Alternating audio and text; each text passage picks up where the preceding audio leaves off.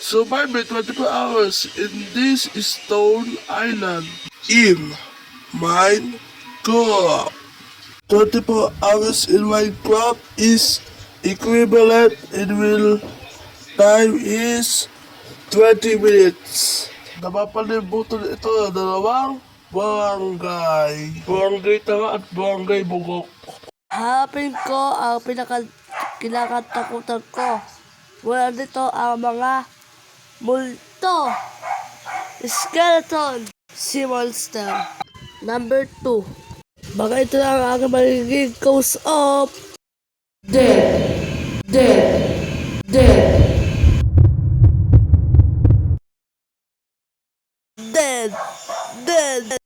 So yun na nga.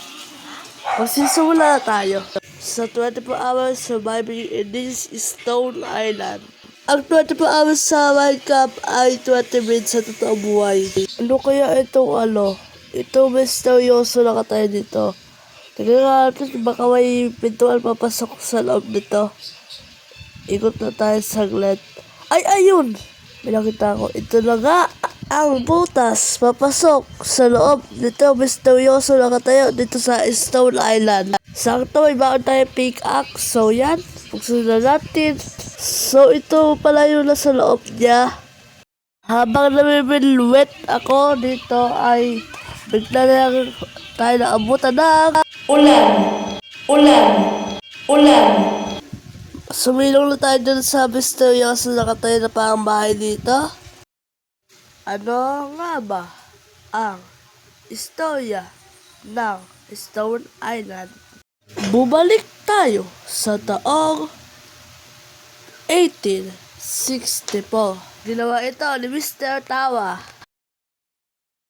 Ang dating pangalan nito ay Mr. Tawa Island. Hindi joke lang guys, gawa ko na ito pa maganda kayo sa istorya ng Stone Island. Ay salamat. Tumilan na yung ulan, pero ba't medyo madilim pa din? Yun pala, paggamila. Ay guys, siya nga pala. Next video na ulit tayo magbubuo ng Minecraft Akit muna tayo sa parang bahay na ito. Para malagyan ng ilaw yung harapan. Yan, lalagyan na natin ng ilaw. Yan na nga guys, lalagyan na natin ng ilaw. Sa baba na tayo, baka mahulong pa tayo. Tulog na tayo. Dito na nga pala ako matulog sa parang bahay na ito. Diyan ko na yung kasibet ko. Yan, good morning guys. Mayroon na tayo ng 3 oras dito sa Stone Island. Matapos sa 3 oras na yon ay babalik na tayo sa ating lugar sa season 2 ng Minecraft. So guys, ano kayo ba sa ilalim nito? Tignan natin. Let's go! Baka may kayawanan dito. Oops! Ay na, mga kaibigan. Ay na po mga kaibigan. Dahan, baka may multo dyan. Ayan na guys. Oh my god! Dilim mga kaibigan. Ano kayo ba dito? Ang laki nito Laki. Laki natin ilaw. Wow, wala namang kakaiba dito. Kaya pagbalik natin dito ay mag-i-stay naman tayo ng 3 araw. Pero dito naman tayo mag-i-stay sa ilalim na Stone Island.